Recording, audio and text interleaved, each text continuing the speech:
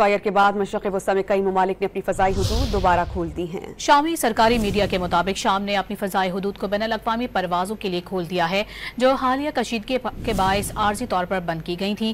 اسی طرح سے اسرائیل، دوحہ، قطر، عراق، کویت، بحرین اور متحدہ عرب امارات نے بھی اپنی فضائی حدود کھولنے کی تصدیق کر دی ہے۔ فائر کے بعد مشرق وسطی میں کئی ممالک نے اپنی فضائی حدود دوبارہ کھول دی ہیں۔ شامی سرکاری میڈیا کے مطابق شام نے اپنی فضائی حدود کو بین الاقوامی پروازوں کے لیے کھول دیا ہے، جو حالیہ کشیدگی کے باعث عارضی طور پر بند کی گئی تھیں۔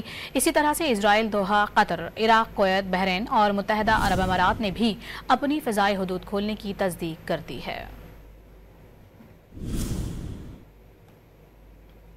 فائر کے بعد مشرق وسطی میں کئی ممالک نے اپنی فضائی حدود دوبارہ کھول دی ہیں۔ شامی سرکاری میڈیا کے مطابق شام نے اپنی فضائی حدود کو بین الاقوامی پروازوں کے لیے کھول دیا ہے، جو حالیہ کشیدگی کے باعث عارضی طور پر بند کی گئی تھیں۔ اسی طرح سے اسرائیل، دوحہ، قطر، عراق، کویت، بحرین اور متحدہ عرب امارات نے بھی اپنی فضائی حدود کھولنے کی تصدیق کر دی ہے۔